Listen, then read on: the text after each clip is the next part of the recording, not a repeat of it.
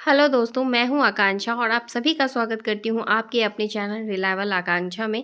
आजकल भागती दौड़ती ज़िंदगी में आप और हम कुछ पल अपने परिवार के साथ बिताना चाहते हैं, सुकून से बिताना चाहते हैं।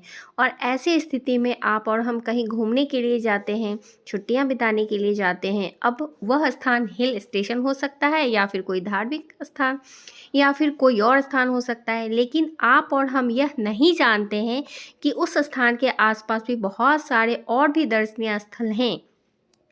जानकारी के अभाव में हम एक लंबी दूरी तय करने के बाद भी उन स्थानों को देख नहीं पाते हैं। और आपकी इसी समस्या को दूर करने के लिए इस चैनल के माध्यम से हम आपको उन स्थानों के बारे में जहां लोग अक्सर घूमने जाते हैं, उस स्थान से उनकी दूरी कितनी है, ऐसी जानकारियां हम इस चैनल के माध्यम से आपके सामने लाने का प्रयास कर रहे हैं।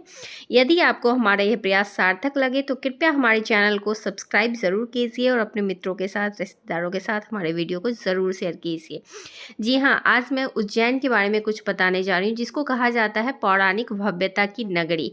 मध्य प्रदेश स्थित उज्जैन अपने मंदिरों के लिए प्रसिद्ध है, खासकर महाकाल ज्योतिर्लिंग, जो 12 ज्योतिर्लिंगों में से एक है। इसलिए यहाँ श्रद्धालुओं की साल भर भीड़ लगी रहती है।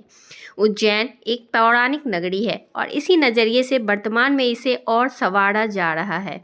जल्द ही उज्जैन का भव्य रूप पर्यटकों को देखने के लिए उपलब्ध होगा। सांस्कृतिक धरोहर के रूप में उज्जैन नगर की पहचान पहले से ही सारी दुनिया में है। अब इसकी खूबसूरती में श्री महाकाल लोक की भव्यता भी शामिल हो चुकी है।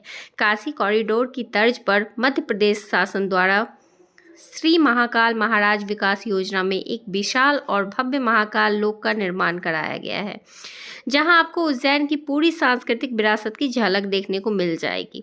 इस योजना के पहले चरण में महाकालेश्वर के आंगन में छोटे और बड़े रुद्र सागर, हरिसिद्धि सागर, चार धाम मंदिर, विक्रम टीला आदि का विकास किया गया है। दूसरे चरण में ऐतिहासिक महाराजवाड़ा भवन का हेरिटेज के रूप में पुनर्प्रयोग, कुंभ संग्रहालय के रूप में पुराने अवशेषों का समावेश और इस परिसर का महाकाल मंदिर परिसर से एकीकरण होगा। पहले चरण का काम पूरा हो चुका है। इसी महीने 11 अक्टूबर को प्रधानमंत्री नरेंद्र मोदी इसका लोकार्पण करेंगे।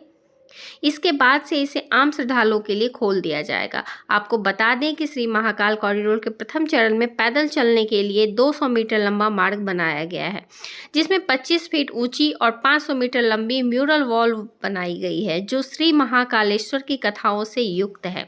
साथ ही 108 शिव स्तंभ हैं, जिसमें शिव की विभिन्न मुद्राओं को दिखाया गया है। लोटस पॉन्ड, एयर थिएटर, सप्त सागर समेत कई आकर्षण हैं यहाँ। श्री महाकाल लोक क्षेत्र विकास योजना के दूसरे चरण के तहत महाराजवाड़ा परिसर का विकास 2023-2024 में पूर्ण किया जाएगा। पुराणों में उज्जैनी, वर्तमान में इसे उज्जैन को शरीर के 8 चक्रों में से मध्य चक्र मणिपुर में अवस्थित बताया गया है। सूर्य सिद्धांत के अनुवादक प्रसिद्ध विद्वान इवर्जेस ने लिखा है कि उज्जैन की स्थिति ने इसको विश्व के प्रमुख रेखांश पर स्थित बताया है। जो गौरव आज ग्रीनविच को मिला है, वही गौरव प्राचीन काल में उज्जैनी को प्राप्त था। भारतीय सिद्धांत ज्योतिष के अनुसार ग्रहों की गणना अभी भी उज्जैन मध्य रात्रि के आधार पर की जाती है। उज्जैनी का वास्तविक इतिहास 6ठी शताब्दी ईसा पूर्व से प्रारंभ होता है, जब चंद्र प्रद्योत यहाँ का राजा था।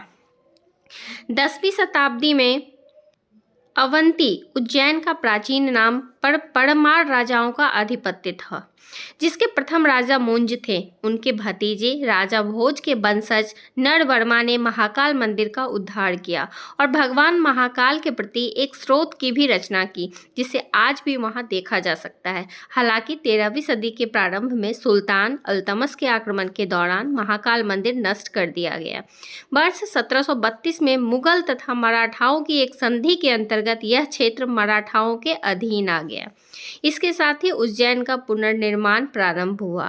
राणौजी सिंधिया के प्रधानमंत्री बाबा रामचंद्र सुक्तनकर ने महाकाल मंदिर का जीर्णोद्धार कराया और अनेक मंदिर बनवाए।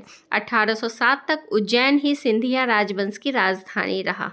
अब बात आती है कैसे जाएं, कहाँ ठहरे। तो उज्जैन का नज़दीकी एयरपोर्ट इंदौर है। यहाँ से टैक्सी या बस से उज्जैन जा सकते हैं। उज्जैन तक दिल्ली, मुंबई और कोलकाता से सीधी ट्रेन सेवा भी है। यह एक लोकप्रिय पर्यटन स्थल है, जहाँ सभी सुविधाओं से युक्त होटल भी आसानी से उपलब्ध मिलेंगे। वहाँ आसपास में घूमने के लिए ज्योतिर्लिंग महाकाल मंदिर और पवित्र शिप्रा नदी के अतिरिक्त यहाँ पर गोपाल मंदिर, हरसिद्धि पीठ, चिंतामन गणेश, मंगलनाथ, महर्षि संदीपनी पीठ, महर्षि संदीपनी वेद विद्या प्रतिष्ठान, महाप्रभु बल्लभाचार्य की बैठक, काल भैरव तथा कालिदास अकादमी जैसे संस्थान भी हैं जहां आप घूम सकते हैं। तो आज के लिए बस इतना ही। आज के लिए अगर आपको वीडियो अच्छा लगा हो तो प्लीज़ लाइक कीजिएगा, शेयर कीजिएगा, चैनल को सब्सक्राइब कर लीजिएगा और भी आकर्षक जानकारी के साथ आगे मिलूंगी।